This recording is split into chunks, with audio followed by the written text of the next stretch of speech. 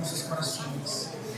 Senhor, que o nosso coração esteja cativo a Ti, Senhor, em obediência, em temor à Tua palavra, Senhor. E que eu oro nessa manhã, Senhor, desde já te agradeço. Amém, Jesus. Amém. Os irmãos podem tomar assento. Eu vou aqui ser bem, tentar resumir o máximo do tempo para a gente meditar nessa palavra. Uma palavra que o Senhor colocou no meu coração e uma mensagem textual. Nós sempre temos o hábito, né, de ministrar uma mensagem temática, né? E parece que é uma marca das igrejas batistas, né? Colocar um tema e ministrar. Mas existe 3 formas de ministração, né? Que é a temática, a textual e a expositiva, né? A temática, todos nós conhecemos, é aquele que nós colocamos um tema e aí nós começamos a ministrar sobre aquele tema. A textual é aquela que você, como você pega um texto ali, você ministra dentro do texto, você não sai do texto. É claro que você tem referências em outras passagens, mas você não sai do texto. E a expositiva, ela já abrange toda a Bíblia. A expositiva, você pega um texto e você consegue, né, através da iluminação da palavra do Senhor, você consegue falar de Gênesis e Apocalipse dentro daquele texto ali, e você alcança o objetivo. A ministração é compreensível a todos que estão ouvindo a palavra. Então tem esses 3 tipos de ministração: a temática, a expositiva e a textual, que não é do nosso hábito a textual. Mas eu quero falar nessa manhã sobre esse assunto aqui dentro só desse texto aonde nós lemos aqui. E quando nós fazemos isso, eu só vou direto ao ponto, que quando nós fazemos a preparação da ministração, também tem esses 4 tópicos, né? Você faz lá a introdução, o desenvolvimento, a aplicação e a conclusão. Aí você tem uma mensagem concluída, né? Introdução, desenvolvimento, aplicação e conclusão. Aí você alcança o objetivo da mensagem. Mas eu quero diretamente ao ponto aqui dessa mensagem. Esse texto que nós acabamos de ler está se referindo a quando o rei de Samaria, ou melhor, da Síria, ele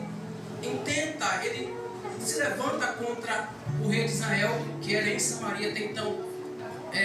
A capital era Samaria, e o rei da Síria, Ben-Hadad, ele se levanta contra o povo de Israel e vai guerrear. Nesse texto aqui, eu resumi só esses 2 versículos, mas voltando ao versículo anterior, versículo 8, quando esse rei ele intenta destruir Israel, ele monta acampamento de guerra, e toda vez que ele montava para pegar os inimigos dele, no caso era o povo de Israel, o profeta Eliseu recebia do Senhor a informação, a revelação aonde que estava o acampamento montado para guerrear contra o povo de Israel. Eliseu ia ao rei de Israel e falava: olha, rei, evita de vocês irem a determinado lugar, porque lá está o acampamento do rei da Síria. E isso não foi uma nem 2, foi mais de 2 vezes, 3 vezes. E aí o rei da Síria ficou indignado e faz uma reunião e pergunta para os seus capitães, os seus súditos, os príncipes, quem era ali, uma expressão assim meio aqui atualizada, né? Que é um capoeira, quem estava entregando ele, quem estava passando para eles lá a informação da estratégia de guerra.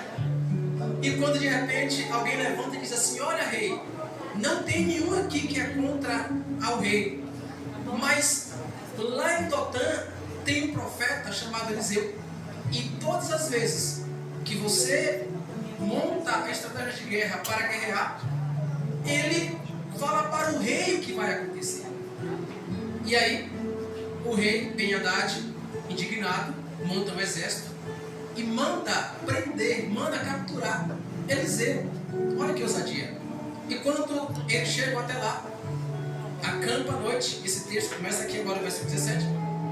Eles acampam ali, e quando amanhece o dia, já clareando o dia, o moço de Eliseu, chamado Geazi, ou Geazi, levanta pela manhã e vai sair. Quando de repente ele vê o exército do rei em volta da cidade, em volta da casa de Eliseu. E aí ele fica desesperado. E ele entra correndo e diz: meu senhor, nós estamos cercados, vamos ser destruídos, vamos ser pegos. E Eliseu, homem de Deus, se levanta e diz: não tema, rapaz, calma, fique em paz, porque maior é que está conosco. E o moço não via, ele não viu o que Eliseu viu. E de repente Eliseu ora, pede para que o Senhor abra os olhos do moço, para que ele possa enxergar exércitos, anjos celestiais, um exército poderoso de Deus em volta de Eliseu. E o Eliseu ora e o moço consegue ver aquilo ali. E ele ficou impactado quando viu que o maior era o exército do Senhor que estava guardando o seu servo, guardando a ele também. E agora ele se volta. E é interessante que na mensagem seguinte aqui, o próprio Eliseu, ele se apresenta àquele exército, ao capitão do exército, e ele ora ao mesmo tempo para Deus cegar aquele exército. E ele leva aquele exército lá para dentro de Samaria. Diz: olha, aqui não é o local da vossa busca, mas eu vou enviar vocês. Ele conduz até Samaria. E quando chega lá, o rei queria matá-los, e Eliseu disse: não, eles estão rendidos, como que você vai matar esses homens? Alimenta eles e manda eles de volta. Mas o assunto da mensagem aqui é: Senhor, abre nossos olhos espirituais. Porque, queridos, quando nós, todas as vezes que olhamos para a dificuldade com os olhos naturais, com os olhos humanos, nós entramos em desespero. Não é assim? Toda vez que diante da dificuldade, do problema, a gente olha com os olhos naturais, a gente se desespera. Foi o caso desse moço. Ele se desesperou porque ele não via a proteção, o socorro divino que estava à sua volta. Foi necessário que Eliseu orasse para que aquele moço pudesse ver os anjos à sua volta. Salmo 34, verso 7, o salmista diz que o anjo do Senhor acampa-se ao redor dos que o temem e os livra. Nós temos a proteção divina sobre nós. É que quando nós olhamos com os olhos naturais, a gente não consegue enxergar. É por isso que nós sempre temos que estar nos achegando ao altar da oração, do quebrantamento, da entrega, para que nossos olhos espirituais eles sejam abertos. Querido, toda a nossa comunicação que nós fazemos é espiritual. A oração é espiritual. Aliás, nós estamos orando a quem? A um Deus que é espírito. Quando nós jejuamos, é uma atitude, uma ação também do nível espiritual. É para quebrar barreiras. Quando nós declaramos a bênção, é espiritual. Tudo que nós fazemos é do mundo espiritual. Mas quando nós olhamos com os olhos carnais, a gente só acha impossibilidade, só vê impossibilidade.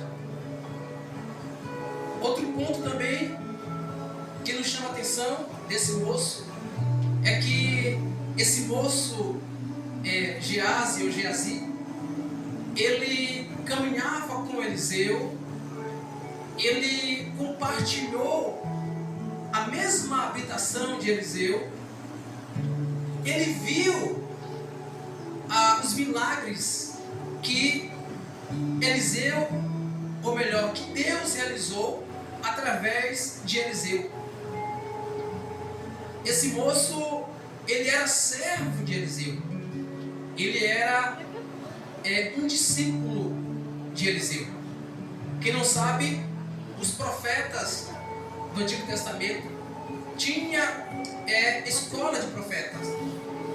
Eram os profetas que que já estava, né, no exercício da função, eles levantavam, aqueles que se simpatizavam, que queria ser também um ministro para ser usado pelo Senhor, ele começava agora a ter esse relacionamento, a caminhar, a ter um Senhor para o orientar.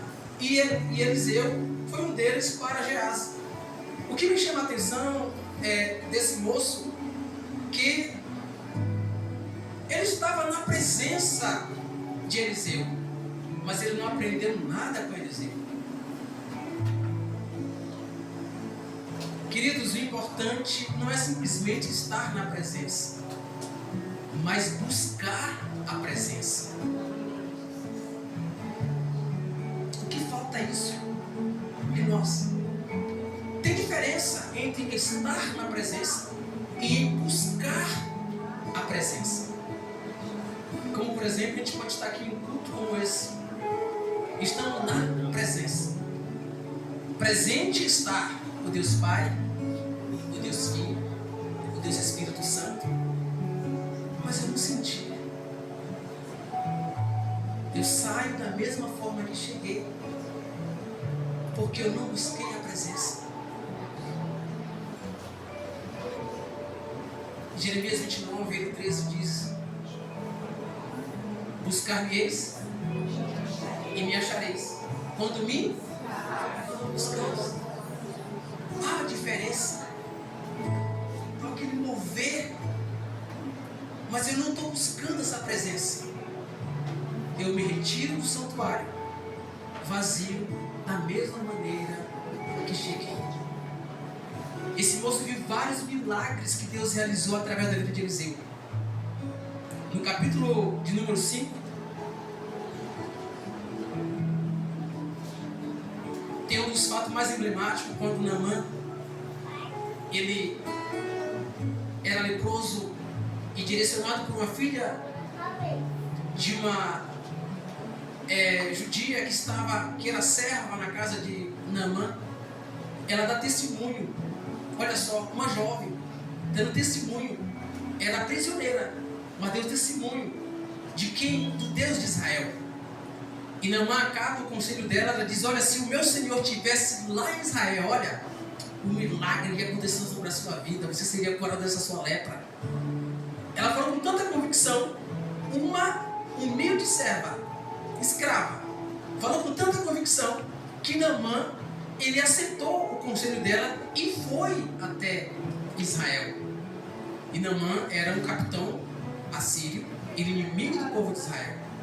Mas o relacionamento, a vida de relacionamento que Eliseu tinha com Deus, o rei de Israel só fazia alguma coisa se Eliseu desse a sua permissão, a sua bênção. Apesar de o povo estar em apostasia, em rebeldia contra Deus, Eliseu se posicionou como profeta de Deus, e ninguém realizava nada ali se de repente não buscasse a orientação do homem de Deus, Eliseu. E quando Naamã chega lá, ele manda Naamã descer as águas 7 vezes no Rio Jordão. Ele até voltou para trás, não queria, achava que era humilhação, porque eles tinham muitos rios mais bonitos lá na Síria. Mas um dos servos também convenceu ele de voltar, e ele foi, desceu as águas. E o Senhor ali, quando ele sai do 7º mergulho, ele sai como sua pele, diz a palavra do Senhor, parecendo uma pele de criança, restaurado, porque o Senhor o curou. Queridos, Geazi viu inúmeros milagres que Deus realizou na vida de Eliseu, mas esse homem, ele não buscava a presença de Deus. E o diagnóstico aqui, que depois dessa parte teológica aqui, o que nós entendemos? Que, de fato, o coração de Eliseu não estava inclinado. A motivação, por certo, a motivação de Eliseu, de Geazi, não era aquela. Porque, se os irmãos observarem, o próprio Eliseu, ele foi servo de Elias. Ele aprendeu com Elias. Entende? Eliseu, ele teve, depois da sua formação, digamos, acadêmica como discípulo e agora sucessor de Elias, ele fez um pedido que, quem sabe, até o próprio Elias ficou surpreso quando da formação daquele moço, porque Elias era o seu discipulador, era quem ensinava, era aquele que estava direcionando para substituí-lo, e Elias sabia disso, que Eliseu seria o seu substituto. E quando de repente Elias diz para Eliseu: Eliseu, o Senhor me tomará sobre você, pede-me o que você quer que eu te faça antes que seja tomado sobre ti. E Eliseu, de um ato corajoso, diz: meu Senhor, a única coisa que eu te peço é que haja porção dobrada do teu Espírito sobre mim. Meditando sobre esse texto e vendo algumas referências, nós acreditávamos que a porção dobrada seria um poder maior, uma virtude maior sobre a vida de Eliseu. Apesar que Deus usou de maneira extraordinária, que realizou milagres ainda mais do que o próprio Eliseu. Mas quando se diz respeito que ele pedia a porção dobrada do seu Espírito sobre ele, na verdade ele estava pedindo o dote da bênção paterna, porque eles reconheciam Eliseu como seu pai na fé, como pai espiritual. Então ele pedia a porção dobrada paterna, para que ele tivesse a autoridade, a ousadia de Elias para dar continuidade ao seu ministério. E ele pede isso porque o povo de Israel já estava com o seu coração completamente revoltado e não mais obedecia a Deus. Anteriormente, antes do rei, esse rei Acasias aqui era o rei Acabe que reinava, e ele, juntamente com Jezabel, praticamente destruiu a obediência, o temor do povo de Deus, a sua palavra. O povo não mais se submetia ao Senhor, não queria mais honrar ao Senhor. Tanto é que os profetas de Baal lá, Elias desafia aqueles profetas para mostrar que é o verdadeiro Deus, o Deus de Israel. O povo estava totalmente corrompido, então se fazia necessário que Eliseu tivesse uma unção tal para dar continuidade ao ministério. Mas aqui, ao contrário dele mesmo, como servo de Elias, o Geazi não respondeu à altura do que estava sendo ensinado. Mas por quê? Porque a motivação do seu coração não era a mesma. Então não adianta simplesmente servir ou fazer, mas o meu coração, ele tem que estar voltado, a motivação dele tem que estar de fato voltado para o Senhor. Porque, queridos, longe de aplausos, longe de recompensa, longe de glamour, longe de estrelinhas, está todo aquele que entrega de fato o seu coração para servir ao Senhor. Se a motivação do coração for outra, estamos no lugar errado. Porque o próprio Senhor Jesus, ele se despiu da sua glória, se foi necessário que assim o fizesse. Porque imagino eu que se Jesus, ele se apresentasse, ele viesse para cumprir a sua missão na condição eterna de rei soberano que ele é, de fato, imagino que aonde estariam os pobres nessa situação? Ora, é um rei rico, cheio de glória, riqueza, majestade.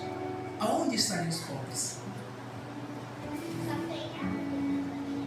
Imagino eu. É uma das razões pelas quais ele se despiu da sua glória. Veio simplesmente tomando a forma humana, a forma de servo, e achado-se na semelhança humana, ele se humilhou até a morte, e morte de cruz, para nos deixar de maneira no chão e falar: filho, filha, eu sou capaz, eu posso, você é meu, você é comprado, aleluia, nada pode impedir a tua vitória, porque já conquistei na cruz do Calvário.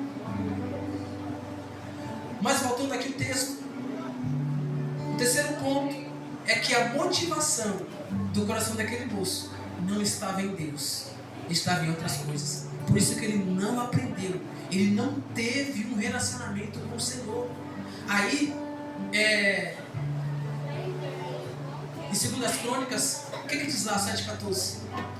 Se o meu povo, que se chama pelo meu nome, se humilhar e orar e buscar a minha face.